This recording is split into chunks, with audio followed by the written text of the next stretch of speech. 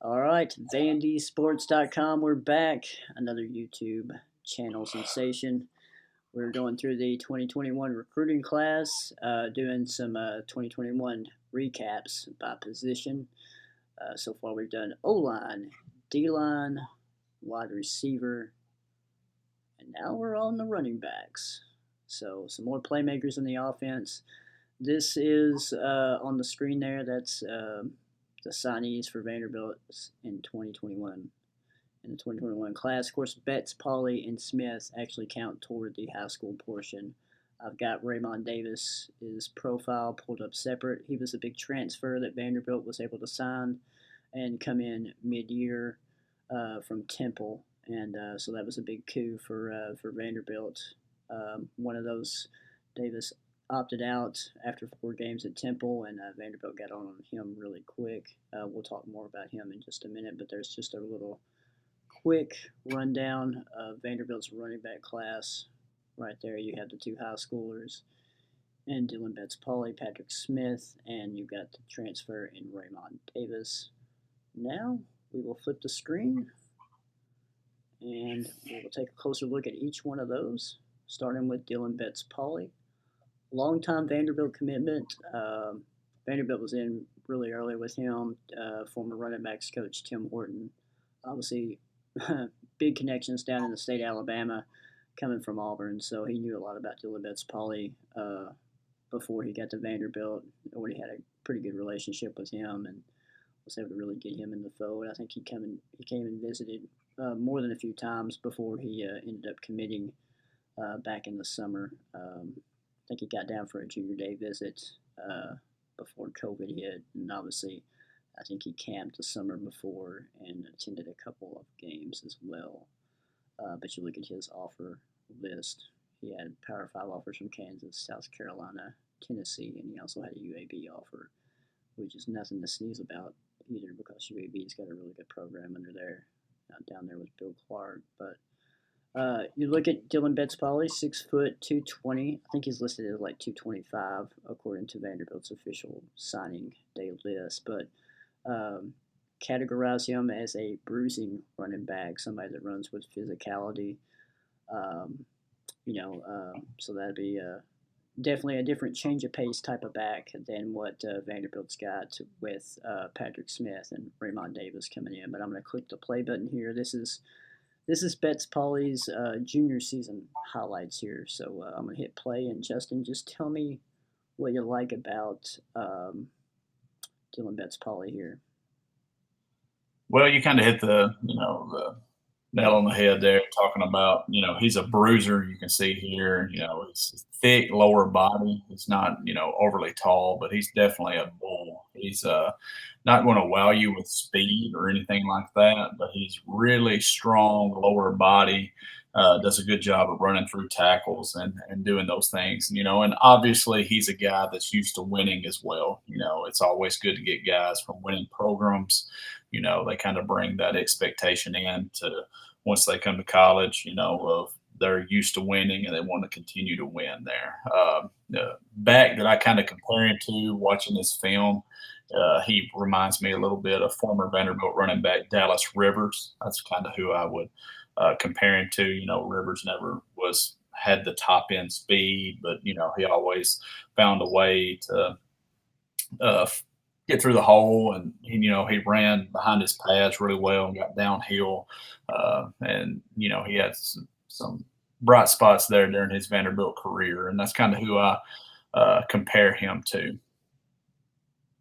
Yeah, good stuff. Yeah, I really like I said, just he seems like a very patient runner, and then when he does find the hole, he hits it really hard. Like I said, he built like a boulder, as you said, and he's hard to bring down. That's for sure. So definitely going to be a change of pace back for Vanderbilt uh, moving forward. So there's more on Dylan Betts-pauley, and we'll move on and we'll talk about Patrick Smith. Obviously, Dylan Betts-pauley was committed for a long time and then waited and signed with Vanderbilt during the February signing period. Patrick Smith, we'll move on to him. Underrated guy. Obviously, he was committed to Colorado State for a long time. Obviously, he was committed to the Rams from May until early November. But obviously, Vanderbilt kind of got in there with an offer, and that kind of changed things for him. Backed off his commitment from Colorado State after a while. Tim Horton, Rosamondo was kind of involved here, obviously, with this New Jersey connections, the former offensive line coach. So, and then Tim Horton kind of took over from there. But the thing they really like about Smith is the speed. I think that's the thing that kind of sticks out about him. You kind of look at his offer list. He had an offer from Wake Forest, his other notable offers, and Army, Central Michigan, Navy. But Vanderbilt was very appealing for him. Opportunity to play in the SEC, and obviously academics plays a part too. But Smith had a big senior season, just in 8 games. You look at the stats right there: 1,700 yards, 16 touchdowns. Right, and you look at his career too. I mean, he had over Yeah, 4,000 yards rushing. So yeah, extremely productive. And I think during his senior season, I think he had 2 or 3 games where he was over 300, maybe a couple where he was over 300, and he rushed for over 200 yards consistently in every game. So let's take a look at his highlights here.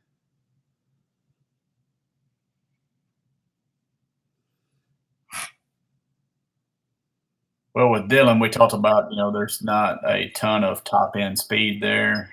Smith, it's the Yeah. opposite there. Uh, Yeah. gained a Case lot in of point, first highlight clip.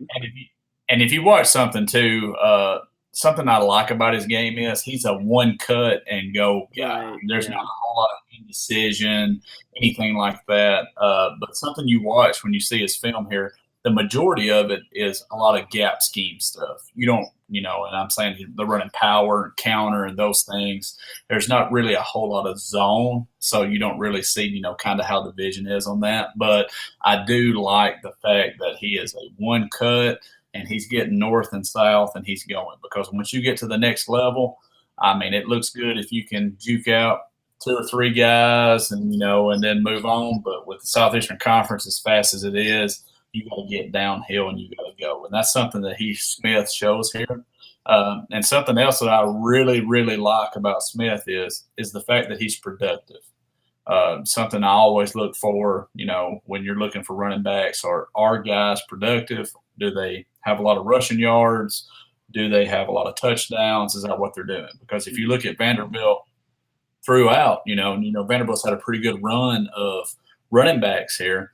But if you look at Zach Stacy, what he did when he was in high school, I mean, he rushed for 2,000 yards his senior year. Then you look at Ralph Webb, what he did when he was in high school. He ran for a huge amount of yards in high school. And then you look at Keyshawn Vaughn, what he did when he was at Pearl Cone. He ran for a huge amount of yards. And that's just something, that I look for in running backs is, are they productive? Because a lot of times that will carry on to the next level. And that's something Smith definitely is.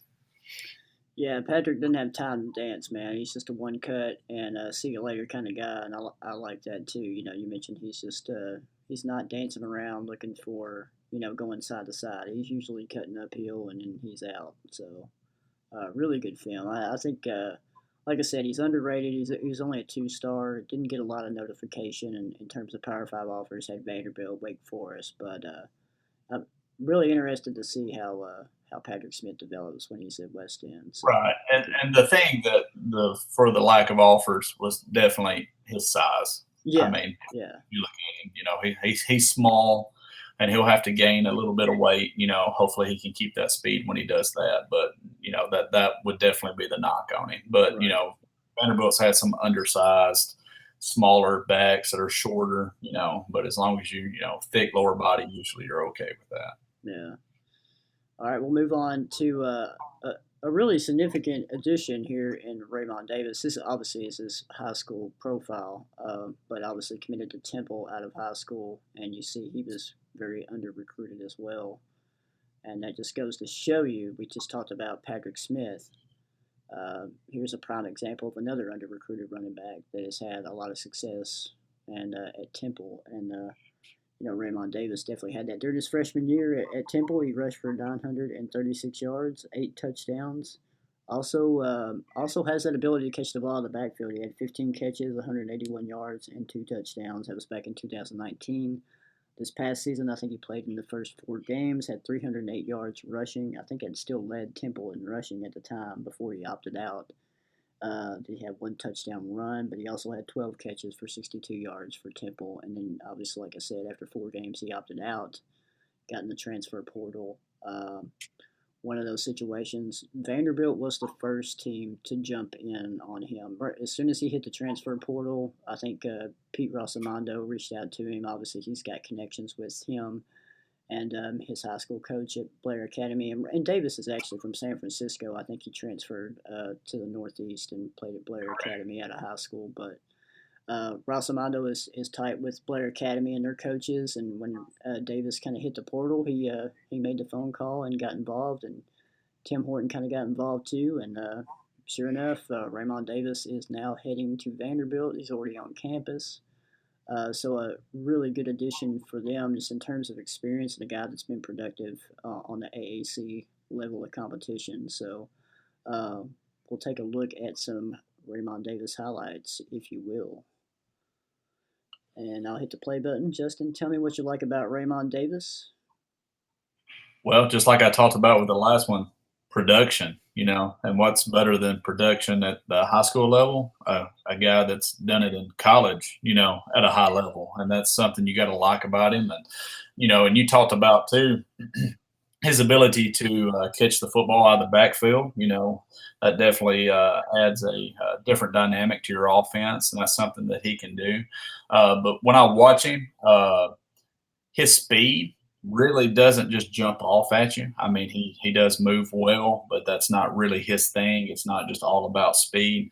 Uh, I think his body type, where he is a little bit shorter, kind of a bruiser a little bit, it does remind me of Zach Stacy in that regard. I don't know if he's as fast as what Zach Stacy was, but the games and how they are very similar style. And if he's immediately eligible, this is a guy here that's going to come in, that's going to be a great compliment to Henry Brooks, because Henry Brooks is, he's a different body type, Mm-hmm. really good vision wise, good speed. And then you're going to be able to bring in Ramon Davis here, shorter, bruiser type, be real physical in there. And, I think those two will complement each other extremely well. Yeah, I think Vanderbilt fans are kind of salivating at the 1-2 punch combo, possibly if Davis does get uh, a waiver and is immediately eligible next season. I think that's definitely going to boost Vanderbilt's offensive production in the backfield to have those two guys, and just the different dynamics that they bring to the running back position too. Correct. So good stuff there. So there's your running back class. We also included Raymond Davis, the transfer from Temple. And with that being said, there's another 2021 recruiting class recap from vandysports.com. If you are not subscribed to vandysports.com already, please do so. It's $9.95 per month if you sign up for a year. If you're on that daily $9.95 plan, well, you get those daily clips from Chris Lee. You never can go wrong there. And obviously, our YouTube channel. Please subscribe to that and click the notification bell. Subscribe. When you click the notification bell, every time a new video drops, you will get notified and you can watch it at your leisure. So we appreciate you guys watching. We'll be back with another recap coming up from Vanderbilt's 2021 class.